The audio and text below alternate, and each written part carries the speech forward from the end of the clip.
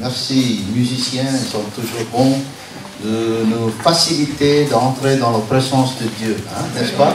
Ils nous facilitent bien et j'aime bien l'adoration aussi. Merci encore pour tout ce que vous faites pour nous. Amen. Dieu est ici, la présence de Dieu. Nous sentons la présence de Dieu ici ce matin. Alors, je pense que quand il y a des présences de Dieu, il y a aussi la bénédiction de Dieu. Amen. Il y a la présence de Dieu. En principe, dans l'Ancien Testament, la bénédiction et la présence de Dieu, c'est la même chose. C'est la même chose. Amen. Mon épouse a déjà parlé à propos de notre famille, le témoignage, oui. Je me pensais bien quand le jour que j'ai demandé son père donner elle comme mon épouse. Hein? Il y avait pas mal de cowboys là-bas, j'étais le seul indien.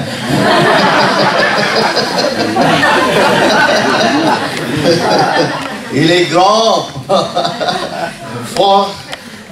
J'étais comme ça, un petit indien vient là-bas, mais ce n'est bon.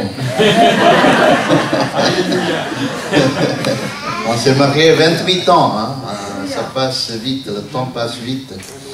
C'est comme 28 minutes dans la piscine sous l'eau. Non, c'est bien. Et j'aimerais bien parler un petit peu ce matin, avant de commencer la prédication, j'aimerais bien poser une question. Ce n'est pas nécessairement que vous devez répondre, mais vous pouvez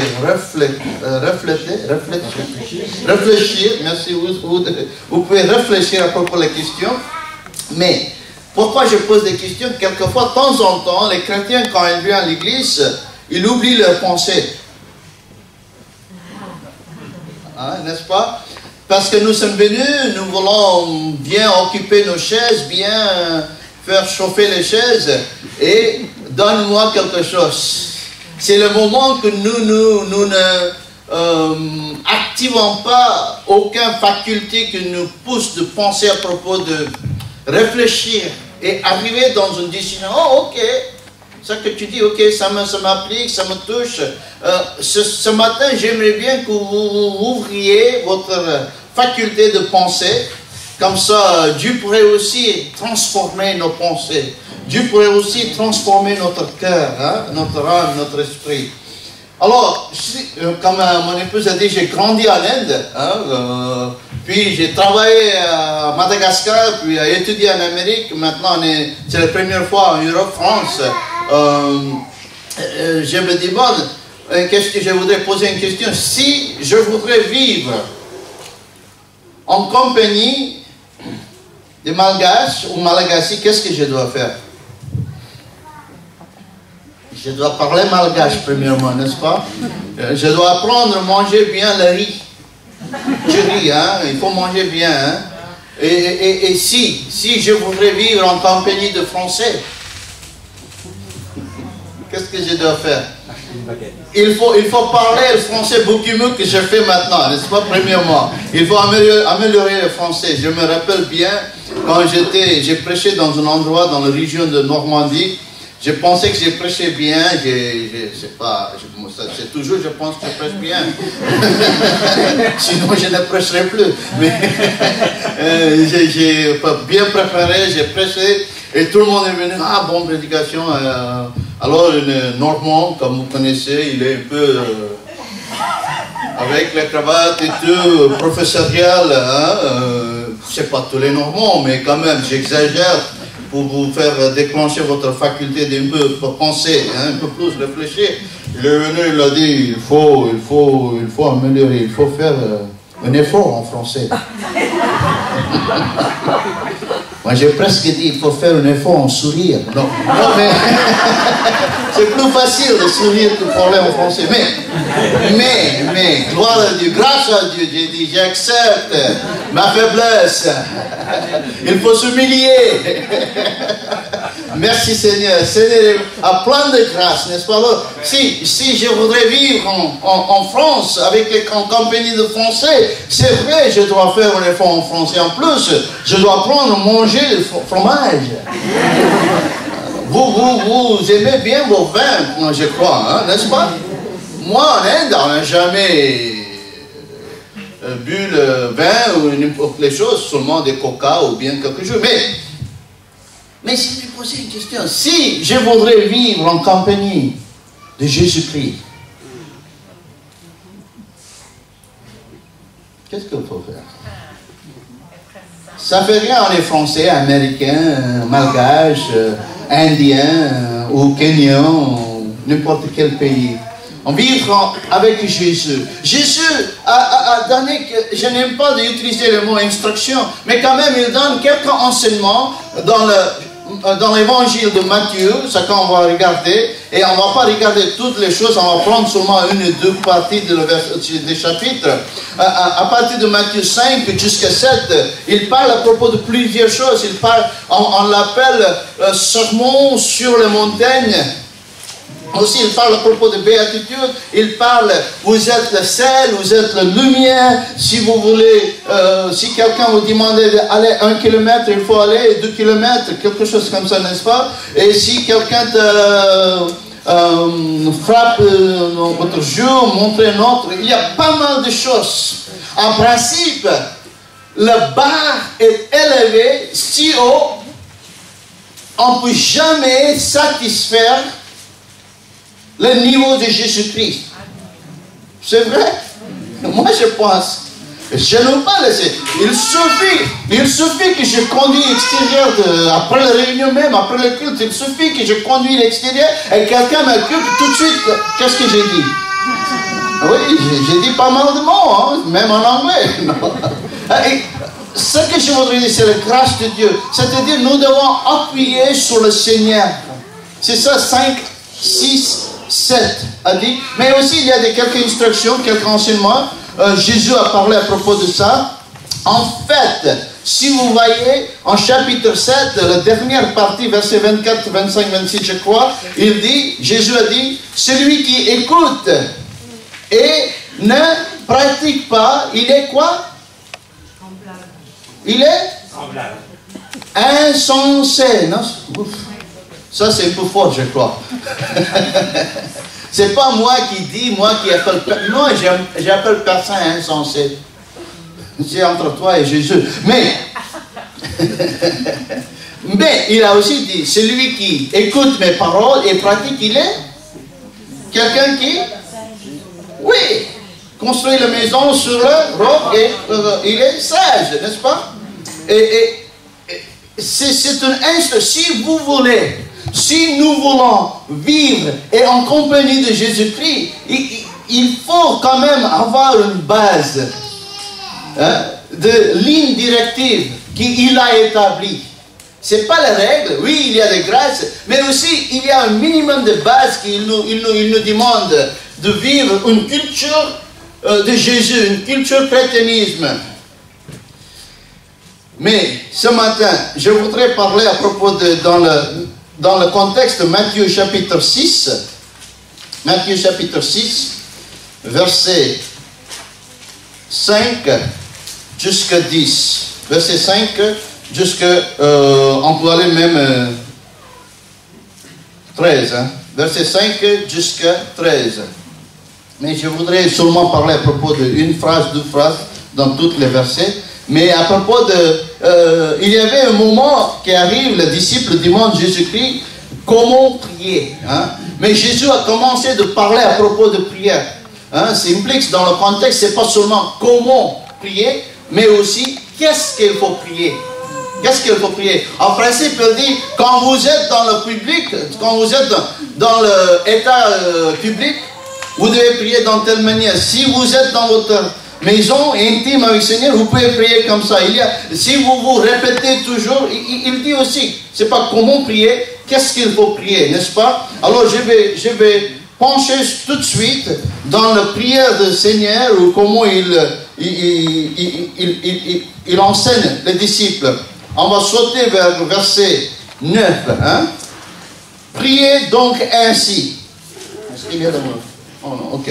Priez donc ainsi, notre Père, toi qui es dans les cieux, que tu sois reconnu pour Dieu, que ton règne vienne, que ta volonté soit faite, et tout cela sur la terre comme au ciel.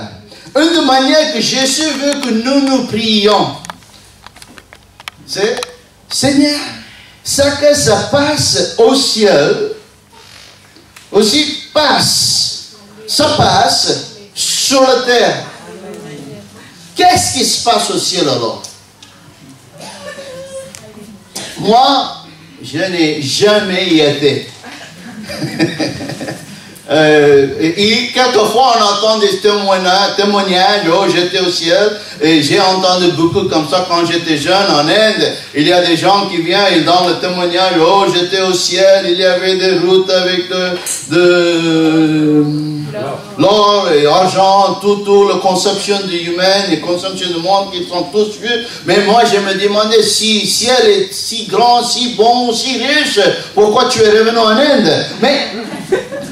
Mais ça ne va pas dire qu'il n'est pas allé. Il y a des moments qu'on fait, on ne supprime pas l'activité de Dieu quand même. Mais il y a quelqu'un dans la Bible qui est allé au ciel. Il s'appelle Jean. Il a écrit le livre qui s'appelle Apocalypse. Il suffit de regarder en chapitre 1, Jésus lui enlevé en Air France. Il a lui amené, transporté. C'est-à-dire, il avait 80 ans, 85 ans, il était dans une île qui s'appelle Patmos, lié dans les chaînes, il était enlevé, et de cet endroit, en esprit, en Air France, on peut dire, et la première vision saine, c'est à propos de la vision de l'Église. Mais si vous allez en Apocalypse, chapitre 4, verset 2 ou 10, 2 je crois, il est transporté encore. Cette fois, il a terminé la vision ici, il est allé au ciel. Il est allé au ciel. Alors Jésus a dit, écris ce que tu vois, ce que ça passe au ciel. Parce que notre prière, c'est, Seigneur, ce que ça passe au ciel, j'aimerais bien que ça passe aussi sur la terre. Alors, qu'est-ce qui s'est passé? Alors, si vous voyez dans le chapitre 4, Apocalypse 5, 4 et 5, vous pouvez voir la première chose. Je veux donner 2 ou 3 choses selon le temps que nous avons. 2 ou 3 choses. Qu'est-ce qui se passe au ciel? Première chose qui passe au ciel, c'est l'adoration. 24 heures sur 24 heures. Alors, il faut définir qu'est-ce que c'est l'adoration. Alors, parce que 24 heures sur 24 heures, j'ai bien aimé le pianiste, le guitariste et le batteriste. Oui, batteur, oui. Mais on ne peut pas avoir 24 heures sur 24 heures. Regarde, viens chez moi et chanter autant que j'ai dormi. Non, il faut mettre quelques définitions, c'est-à-dire qu'est-ce que ça va dire adoration. Adoration, nous pensons, quelquefois, nous pensons qu'adoration, c'est contenu dans le bâtiment comme une église. Jésus n'est pas mort afin que nous puissions lui adorer 12 heures chaque dimanche matin. N'est-ce pas? C'est 24 heures sur 24, chaque jour. Alors, c'est quoi adoration? En principe, c'est pas facile de définir adoration, mais quand même, on peut donner une description. Qu'est-ce que ça va dire? Adoration, c'est une réponse individuelle, une réponse active toute ma vie pour ce qu'il est et pour ce qu'il fait. Une réponse. C'est quoi ces réponses? C'est-à-dire une réponse pour la présence de Dieu, ça peut manifester dans plusieurs manières. C'est pas seulement lever les mains et chanter dimanche matin. Si je parle à propos de le Seigneur extérieur, ça c'est une adoration aussi. Si dans le Matthieu 5, 6, 7, si quelqu'un me demande 1 kilomètre, non, je vais aller 2 kilomètres, ça c'est une adoration. N'est-ce pas? N'est-ce pas? Si je considère les autres beaucoup mieux que moi, c'est une adoration. Adoration, c'est une réponse. Premièrement, c'est une réponse, c'est-à-dire, il y a une démarche que toi et moi, obligés de faire. Une démarche. C'est une réponse. C'est une réponse active. C'est une réponse passive. Souvent, quand je prêche en Amérique, quelquefois je voyage dans des endroits où la plupart des habitants sont des Scandinaves. Il y a des Scandinaves, il y a des régions en Amérique là où seulement des Scandinaves qui habitent parce qu'il fait très froid là-bas. C'est Minneapolis, Dakota Nord, les endroits comme ça, il y a beaucoup de Scandinaves. Quand je prêche là-bas, quand on chante, ils sont comme ça, hein, ils sont bien figés. Il n'y a aucun bouge, aucun mouvement dans le corps, rien. Mais Dieu nous demande une réponse active. Et toute ma vie, c'est-à-dire, ce n'est pas dimanche matin seulement, mais toutes les journées, toutes les semaines, chaque jour. Il faut avoir une adoration. Alors c'est ça que Jésus a dit, priez afin que ça que ça passe au ciel, ça passe sur la terre aussi. Adoration, en fait, quand Jésus a parlé avec les Samaritains, il a dit il faut adorer le Seigneur. D'autre part, il a dit il faut adorer le Seigneur avec aimer aussi tout notre cœur, toute notre force et toute notre âme. Nous sommes beaucoup partagés, n'est-ce pas? Il s'agit de cœur. Je me rappelle notre fils, il a 21 ans, quand il avait jeune, il aimait beaucoup les football, hein? Football ou foot? Les deux, ok. Et il a une équipe qu'il aimait, c'est Liverpool. Vous connaissez Liverpool? Ici, peut-être vous aimez bien le PSG, hein? Paris Saint-Germain, ou bien Marseille, je ne sais pas. Hein? Et on est tout, on suit quelque chose. Hein? Est-ce qu'il y a une équipe Vannes? Oui. Oh, peut-être vous êtes le Vanien. Vanien, ok. Oui, et notre fils, quand Liverpool perd, il ne mangera pas le midi. Pourquoi? Hein? Qu'est-ce que Liverpool a fait pour son cœur? Rien. Est-ce qu'ils vont payer notre fils? Non. Il fait manger? Non.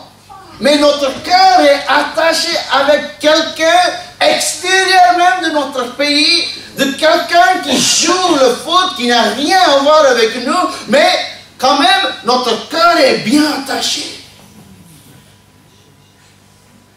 Jésus a dit, quand tu m'adores, j'aimerais bien que tout notre cœur est concentré vers le Seigneur. Je me rappelle bien quand j'ai lu quelque chose, ça fait quelques années, il y a eu un avion à New York a atterri dans une rivière qui s'appelle Hudson Bay, Hudson Rivière. Vous vous rappelez peut-être, les pompiers ils sont venus pour sauver les gens, tout le monde était sauvé, mais il y a une dame qui était derrière et elle amène 2 valises avec elle. Le pompier a dit, écoute madame, merci, c'est seulement tu peux venir laisser la valise, soit toi, soit ta vie, ou soit tes valises. Et c'est comme ça qu'on fait quelquefois avec le Seigneur. Seigneur, écoute, je te suis, je t'adore, mais j'ai des valises importantes avec moi. J'ai des valises. Il n'y a pas de valises au ciel. Il est seulement l'adoration au Seigneur, active, en réponse active, totale. Tout notre cœur, même notre corps doit être dans une position d'adoration. N'est-ce pas? N'est-ce pas? Ça ne va pas dire que vous devez sauter ici et bouger comme ça. Non, je ne vous demande pas, je sais, on ne fait pas de grandes choses, non. Mais quand même, une posture de notre cœur doit être dans une manière, Seigneur, voilà mon corps à partir de toi aussi, Seigneur. Nous t'adorons avec notre cœur, notre esprit, notre faculté de penser. On ne vient pas à l'église enfermer nos pensées. Nous voulons réfléchir à propos de toi, à propos de quelqu'un qui vient de l'Inde prêche. Je voudrais savoir qu'il a prêché bien ou non. Il faut réfléchir. On n'avale pas tout ce qui te donne. Seigneur, je voudrais t'adorer avec une réponse active. Réponse active, adoration. C'est important. La deuxième chose, je vois, c'est au ciel. Au ciel, c'est le règne de Dieu. Est-ce que sur la terre, c'est le Seigneur règne sur ton cœur? Est-ce que le Seigneur règne sur ton cœur? Moi, j'ai dit une fois, oui. Mais mon épouse, elle a dit, les paroles sont en bon marché.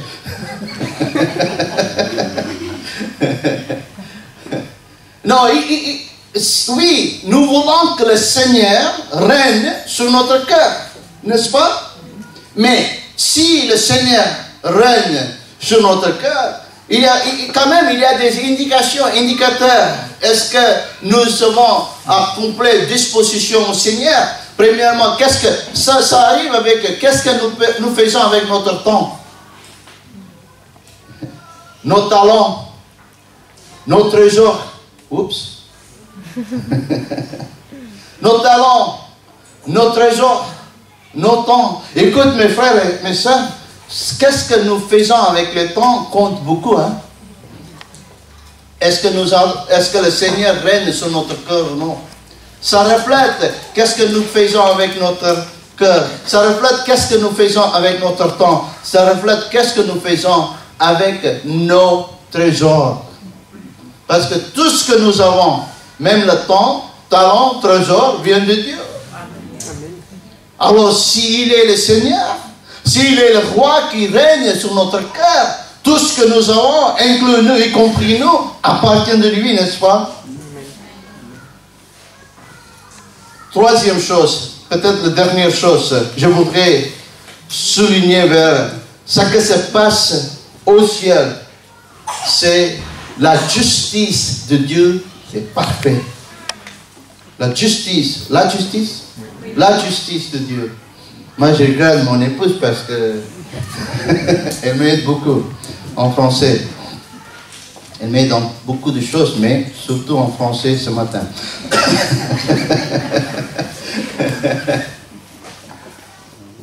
Justice de Dieu. Moi, j'ai parlé hier soir, hier après-midi, quelques petites...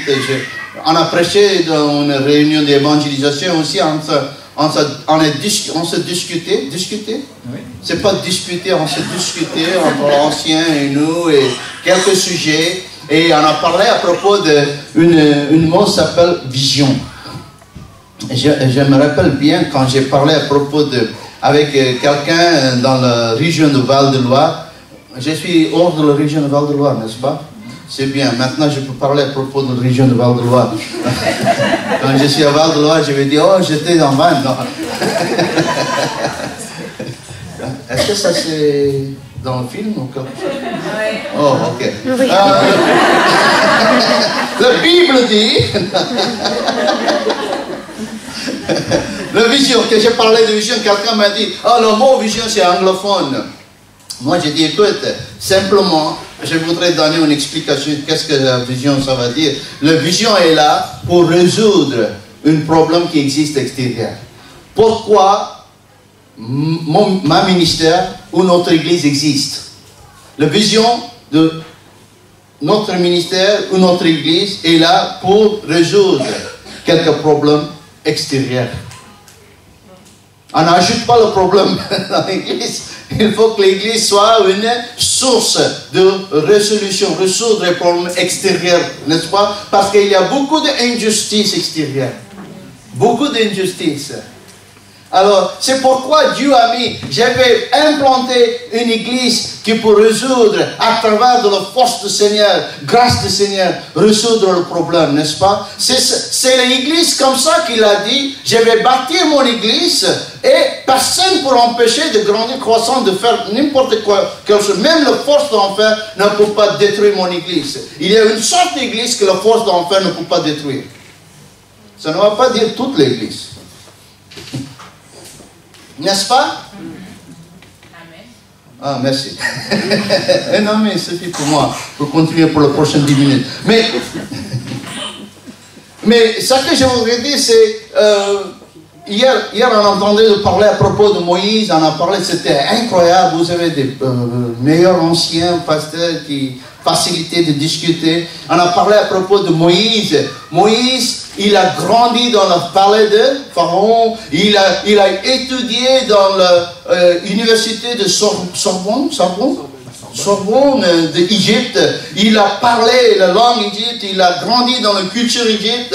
Il est venu un jour, il voulait sortir. Vous pouvez voir en Exode chapitre 2 verset 11. Il a sorti, il a passé par les gens qui est le même juif. Il a dit, qu'est-ce qui s'arrivait à mon peuple?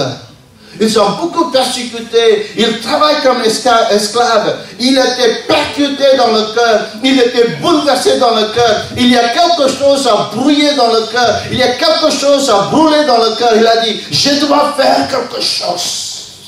Il y a des injustices qui se passent. Pourquoi Dieu a mis moi ici, à cette époque, à la palais de Pharaon? C'est facile quelquefois quand Dieu donne quelque chose qui brûle dans notre cœur. On peut faire comme Moïse et tuer les gens aussi. L'Égyptien, il a tué l'Égyptien premièrement. Alors il a obligé d'aller dans une école du Seigneur 40 ans, dans le désert. Désert, voilà. Et ce que je voudrais dire, il y a pas mal d'injustices. Et Dieu nous appelle comme une réponse pour des injustices. Je ne sais pas qu'est-ce que ça brûle dans votre cœur. Mais je voudrais vous dire, il faut manifester ce que ça brûle dans votre cœur à travers de notre Église. Hein? Il y a une vision collective. En tant que Dieu a mis une Église afin qu'il puisse résoudre des problèmes extérieurs de nous. Moïse, c'est un bon exemple. Vous pouvez voir en Exode chapitre 2 et chapitre 3 comment Dieu a utilisé. Même David, vous pouvez regarder dans l'histoire de David. David ne peut pas supporter la défi de Goliath, n'est-ce pas? Il a dit, je vais amener une solution pour Goliath. Il a blasphémé Dieu, il a dit, ça me brûle. Quelqu'un me dit quelque chose comme Dieu, non, je ne peux pas tolérer. Qu'est-ce que tu ne peux pas tolérer ce matin? Quelle est votre dissatisfaction? J'étais en train de demander quelques frères, c'est pas ici, dans un autre endroit, quelle est la dissatisfaction dans votre cœur? Il a dit, est-ce que nous devons avoir des dissatisfactions? Moi, je me demandais, est-ce que vous êtes content, satisfait avec tout ce qui se passe? Il dit non, il y a quelque chose qui doit brûler dans notre cœur, n'est-ce pas? Il y a quelques problèmes à votre nom. Problème de manuel. Dieu a dit, ok, agir à travers de notre Église, agir, faites quelque chose afin qu'on puisse amener la solution. Vous voyez, c'est important pour nous d'avoir quelque chose dans notre cœur, parce que je me rappelle un jour, mon collègue missionnaire en Madagascar, il m'a parlé un jour, il a dit, Manuel, écoute-moi, il y avait un moment dans ma vie, quand j'étais jeune, j'étais vraiment frustré, je n'ai rien du tout, je ne veux pas vivre. Il a dit, pendant 1 an, je n'ai pris jamais le douche, ni brossé les dents. C'est terrible, hein? Il a le meilleur don maintenant quand même. Mais quelquefois, nous vivons comme ça dans la manière spirituelle. Pourquoi je dois brosser les dents? Pourquoi je dois prendre la douche? Je n'ai rien qui brûle dans mon cœur. Il n'y a rien qui me fait bouger. Même la présence de Dieu dit, Seigneur, aide-nous. Aide-nous. La raison d'être à quelque chose incroyable qui vient de Dieu. Il y a des injustices dans notre monde que Dieu nous appelle. Il y avait un moment dans la vie d'Esther. Vous pouvez regarder Esther. Dans le livre d'Esther, là où elle est entrée dans le palais. Vous connaissez l'histoire d'Esther? Elle est entrée dans le palais. Elle a dit, ah, c'est maintenant je peux vivre ma vie. Elle était une de les 117 filles, 117 je crois, hein? 117, 127, je ne sais pas, 127. Fille qui est placée devant le roi. Et le roi a choisi Esther. Et elle a commencé de faire beauté, hein? Traitement de 12 mois. Hein? Vous pensez que chaque matin, 5 minutes, c'est trop tard. Vous époux, donnez beaucoup plus de temps à vos épouses. Non. Elle a pris 12 mois de préparer le beauté, maquillage et tout, pendant vous pouvez regarder dans la Bible. Mais dès qu'elle arrive, c'est le meilleur verset que j'aime bien, c'est chapitre 4, versets 13 et 14. Mardoché, il demande à Esther, est-ce que tu peux sauver les gens parce que tu es maintenant dans le palais? Et Mardoché, il a dit au Esther, chapitre 4, verset 13, il dit, ne t'imagine pas qu'étant dans le palais impérial, tu seras épargné à la différence de tous les autres juifs. Bien au contraire, car si tu persistes à garder le silence dans les circonstances présentes, c'est la même. Si tu gardais le silence dans les circonstances présentes, le salut et la délivrance viendra d'ailleurs pour les Juifs, alors que toi, tu périras. D'ailleurs, j'aime bien, d'ailleurs, qui sait si ce n'est pas en vue de telles circonstances que tu es devenue impératrice. D'ailleurs, qui sait, toi, que Dieu t'a amené ici pour un moment propice, pour un moment comme maintenant, pour les brûler dans le cœur et dire, Seigneur, réveille-moi afin que je puisse avoir cette satisfaction parce que j'aimerais bien atteindre, j'aimerais bien amener un remède, une solution pour les injustices qui est autour de nous, Seigneur. Quelle prière! Qu'est-ce que tu ne peux pas tolérer ce matin? Qu'est-ce que tu ne peux pas tolérer ce matin? C'est facile hein, pour nous. Écoute, pour nous, c'est pas que nous ne sommes pas comblés. Nous sommes facilement comblés. Quelquefois, n'est-ce pas? Facilement comblés avec des choses. Je me rappelle, si mon épouse, vous avez 14 février ici, Valentin? Oui, tout le monde a 14 février. Saint-Valentin, c'est une. Vous savez, en Inde, j'ai grandi, il n'y a pas de Saint-Valentin, il y a seulement Saint-Vishnu, Saint-Krishna, Saint-Rama. Imaginez, en États-Unis, il y a le 14 février, tous les Américains, ils font quelque chose pour leur mari ou pour leur épouse. Moi, je n'ai aucune chose, je ne fais rien tout pour mon épouse. Désolé. Mais je m'en veux maintenant. Mais si elle prépare un bon repas surprise pour moi, hein, 14 février, le soir. Moi, je travaille matin jusqu'à le soir, j'ai oublié de manger le midi. Hein. Imaginez-vous, je viens à 18h, j'ai dit, oh, j'ai faim, je dois manger, je dois aller chez moi. Là, mon épouse, elle a préparé un bon repas avec lumière éteinte, avec le bougie. Hein, avec la flèche, avec le cœur, hein, n'est-ce pas? Moi, je ne comprends pas à propos de vous. Pourquoi vous aimez le bougie? Je ne sais pas. Moi, j'ai grandi avec le bougie. Il n'y a pas d'électricité chez moi. Hein? Vous aimez bougie pour célébrer. Pour moi, donne-moi la lumière. Non. Je déteste le bougie. Je me rappelle bien quand j'ai fait le devoir, quand j'étais jeune, le courant s'est coupé, je suis obligé d'utiliser le bougie. Ici, vous utilisez le bougie pour fêter Saint-Valentin, tous les romans, ça arrive avec le bougie. Moi, je n'ai aucun. Et quand même, imaginez, elle fait avec le bougie un grand repas. Moi, je viens dans l'autoroute, j'ai faim, je regarde. Ah, le signe. C'est quoi? McDonald's. Et je prends la mauvaise sortie pour combler. N'est-ce pas? Mauvaise sortie. Imagine, je prends 2 Big Mac, grande frite maxi, grande bouteille de Sprite, et j'arrive chez moi. Elle ouvre la porte. Je regarde, c'est le ténèbre. Qu'est-ce qui se passe? Il n'y a pas de courant? Non. Puis ils rentrent dans leur chambre. Ah, c'est bien décoré. Il y a des repas bien préparés. Qu'est-ce que je vais faire? Hamburger est jusqu'ici.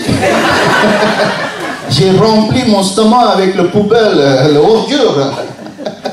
Mon stomac, quelquefois, est devenu une poubelle. C'est bien comblé. À cause d'une mauvaise sortie.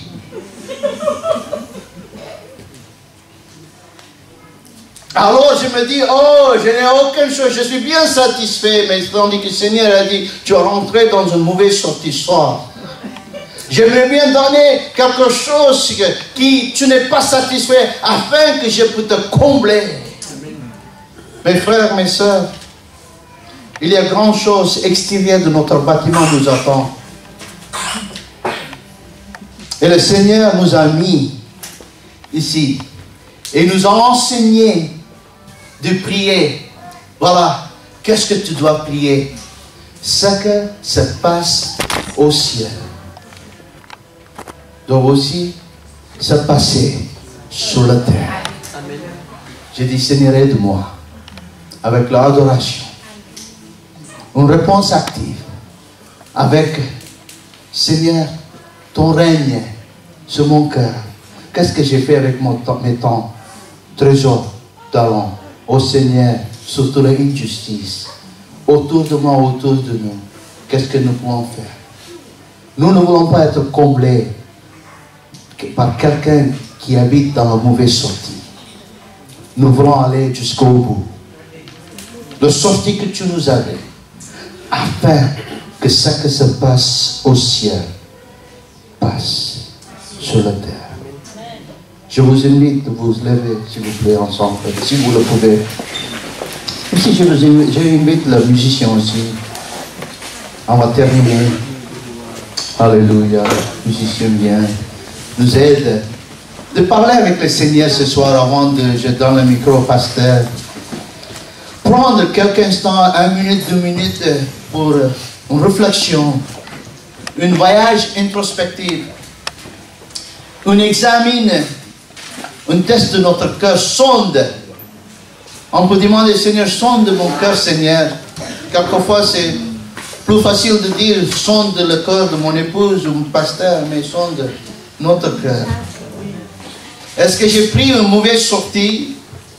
Est-ce que je prie avec une faim et une soif qui me dit, ça que se passe au ciel doit se passer sur la terre? Aide-moi, Seigneur. La raison d'être pour moi, Seigneur. Mon cœur est bouleversé quand je regarde quelque chose, une injustice. Alors, Seigneur, aide-moi d'avoir cette dissatisfaction. Une dissatisfaction sainte, sacrée, qui dit, oui, maintenant je vois, c'est ça que Dieu m'a créé pour ça, oui. Alors, Seigneur, aide-nous ensemble, en tant qu'Église, pour toucher les gens qui sont vulnérables. Est-ce qu'on peut parler avec le Seigneur individuellement, prendre 30 secondes, que le Seigneur nous touche dans le domaine de l'adoration, dans le domaine de son règne, dans le domaine de justice. Parce que ça se passe au ciel. Et j'aimerais bien que ça passe sur la terre, sur ma vie, sur notre famille. Alléluia, alléluia, alléluia.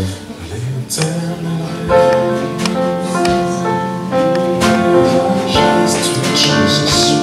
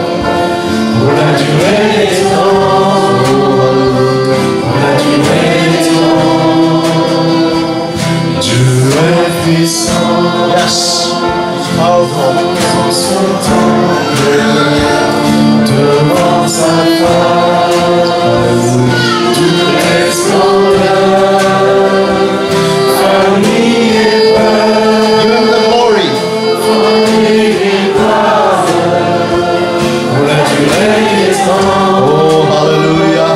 Pour la durée des temps, Jesus. pour la durée des temps, nous t'adorons. Pour la durée des temps, nous t'exaltons. Car tu es grand et digne de louange.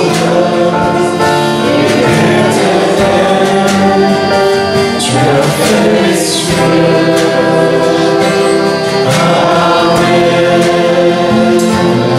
Amen. Est-ce qu'on peut prier ensemble pendant la musique qui est jouée? On peut prier ensemble vers le Seigneur. Parce que le Seigneur a un projet, un plan pour nous en tant qu'Église. Il veut que nous soyons sensibles à sa voix. Il voudrait que nous soyons sensibles à la présence de Dieu. Alléluia. Merci Seigneur. Nous te remercions Seigneur. Nous t'adorons Seigneur. Nous te louons Seigneur. Alléluia. Alléluia. Oh, quelle grâce infinie. Quel amour immense que tu nous offres Seigneur. Aide-nous Seigneur d'être bouleversés, percutés, ce qui se passe autour de nous Seigneur. Parce que nous avons la bonne nouvelle, nous avons le remède, nous avons Seigneur une solution à cause de toi et l'œuvre que tu as fait dans la croix Seigneur. Alléluia. Interpelle-nous Seigneur ce matin, touche-nous Seigneur, agis encore une fois dans notre cœur, visite-nous Seigneur, parce que nous avons besoin de toi Seigneur ce matin. Alléluia. Alléluia. Alléluia. Oh, nous ne voulons pas être comblés, satisfaits dans une mauvaise sortie, Seigneur. Nous voulons être satisfaits, comblés par toi, par tes projets, par ton plan. Seigneur, nous t'aimons, Seigneur. Alléluia. Alléluia. Merci ce que tu fais dans notre vie. Alléluia. Alléluia. Alléluia.